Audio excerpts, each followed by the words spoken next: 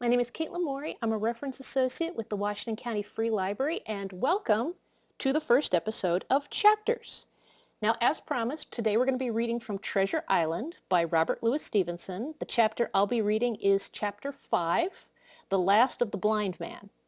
Now, just to sum up what's been happening so far, Jim Hawkins lives with his parents in a seaside inn when a mysterious lodger comes to stay.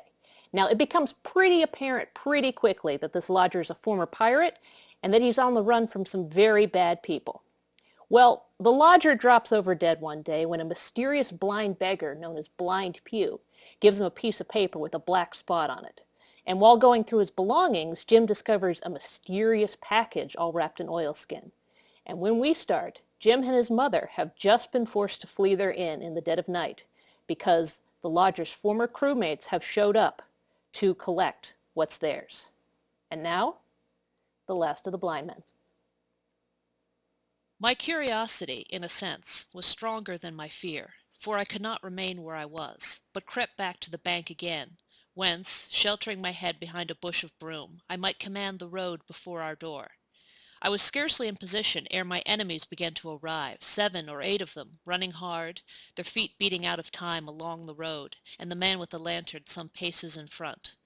3 men ran together, hand in hand, and I made out, even through the mist, that the middle man of this trio was the blind beggar. The next moment his voice showed me that I was right. "Down with the door!" he cried. "Aye, aye, sir," answered 2 or 3, and a rush was made upon the Admiral Benbow, the lantern-bearer following, and then I could see them pause, and hear speeches pass in a lower key, as if they were surprised to find the door open. But the pause was brief, for the blind man again issued his commands. His voice sounded louder and higher, as if he were afire with eagerness and rage. "In, in, in!" he shouted, and cursed them for their delay. 4 or 5 of them obeyed at once, 2 remaining on the road with the formidable beggar. There was a pause, then a cry of surprise, and then a voice shouting from the house, "Bill's dead!" But the blind man swore at them again for their delay. "Search him, some of you shirking lubbers, and the rest of you aloft and get the chest," he cried. I could hear their feet rattling up our old stairs, so that the house must have shook with it.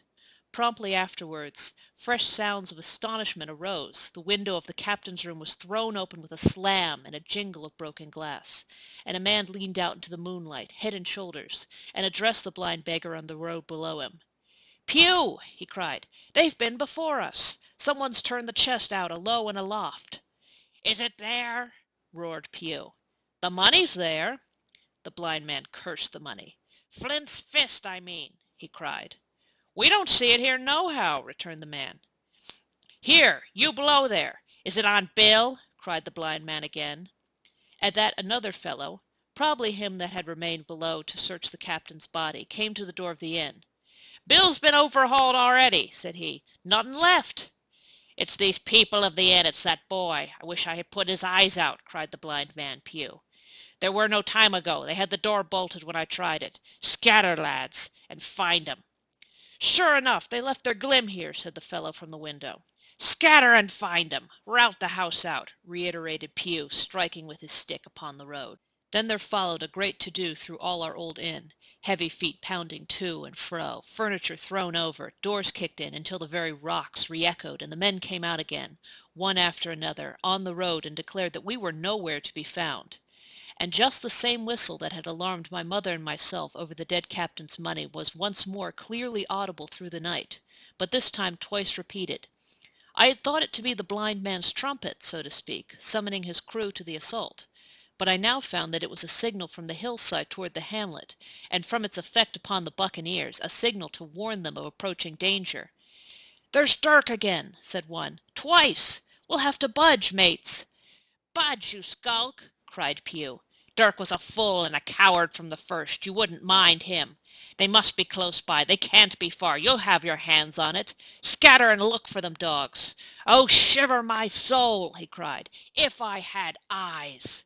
This appeal seemed to produce some effect, for 2 of the fellows began to look here and there among the lumber. but half-heartedly, I thought, and with half an eye to their own danger all the time, while the rest stood irresolute on the road. "You have your hands on thousands, you fools, and you hang a leg! You'd be as rich as kings if you could find it, and you know it's here, and you stand there skulking.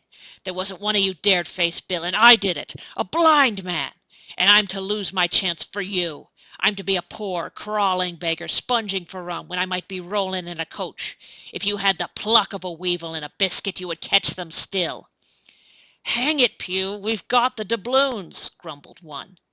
"They might have hid the blessed thing," said another. "Take the Georges, Pugh, and don't stand here squalling." Squalling was the word for it. Pugh's anger rose so high at these objections, till at last, his passion completely taking the upper hand, he struck at them left and right in his blindness, and his stick sounded heavily on more than one. These, in their turn, cursed back at the blind miscreant, threatened him in horrid terms, and tried in vain to catch the stick and wrest it from his grasp. This quarrel was the saving of us, for while it was still raging, another sound came from the top of the hill on the side of the hamlet, the tramp of horses galloping.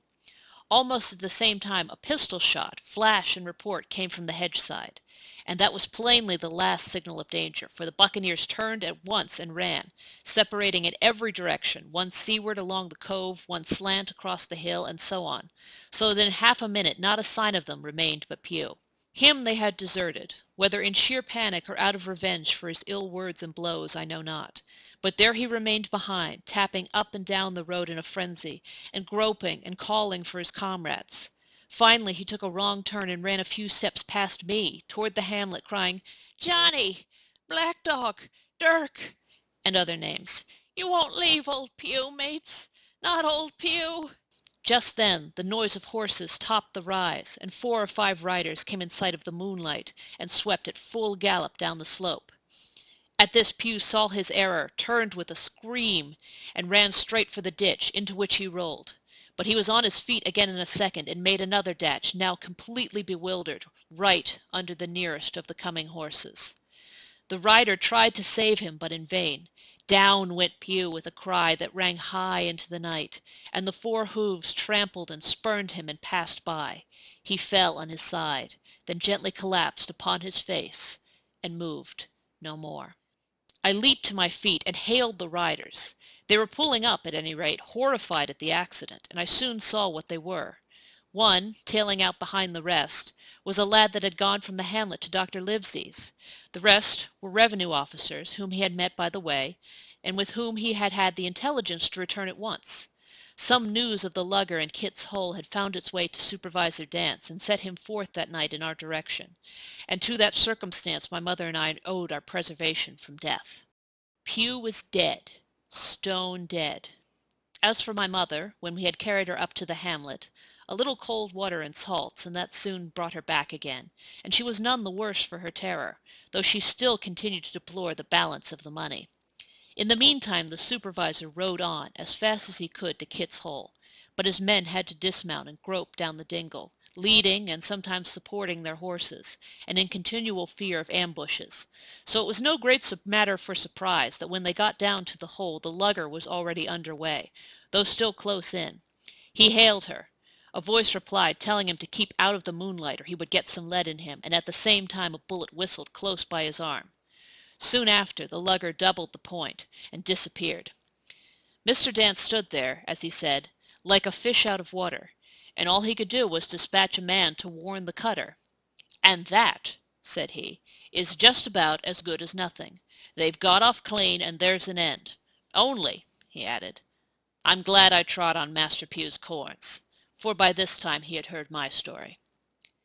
I went back with him to the Admiral Benbow, and you cannot imagine a house in such a state of smash. The very clock had been thrown down by these fellows in their furious hunt after my mother and myself, and though nothing had actually been taken away except the captain's money-bag and a little silver from the till, I could see at once that we were ruined. Mr. Dance could make nothing of the scene. "They got the money, you say? Well then, Hawkins, in what fortune were they after? More money, I suppose?" "No, sir, not money, I think," replied I. "In fact, sir, I believe I have the thing in my breast pocket, and to tell you the truth, I should like to get it put in safety." "To be sure, boy, quite right," said he. "I'll take it if you like. I thought perhaps Dr. Livesey, I began. Perfectly right, he interrupted quite cheerily. Perfectly right. A gentleman and a magistrate. And now I come to think of it, I might as well ride round there myself and report to him or Squire. Master Pugh's dead, when all's done. Not that I regret it, but he's dead, you see, and people will make it out against an officer of his Majesty's revenue, if make it out they can. Now, I'll tell you, Hawkins, if you like. I'll take you along. I thanked him heartily for the offer, and we walked back to the hamlet where the horses were. By the time I had told Mother of my purpose, they were all in the saddle. "Dogger," said Mr. Dance, "you have a good horse. Take up this lad behind you."